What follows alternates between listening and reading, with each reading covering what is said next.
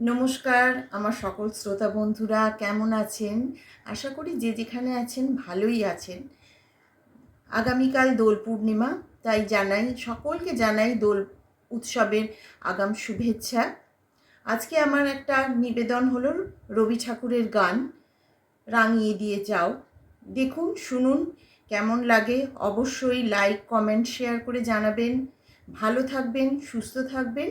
আর আগামীকাল দোলের দিনটা খুব আনন্দ করে, হই হুল্লোড় করে বাড়ির সকলের সঙ্গে, প্রিয়জনদের সঙ্গে দিনটা ভালো করে ভাগ করে নেবেন। খুব আনন্দ করবেন।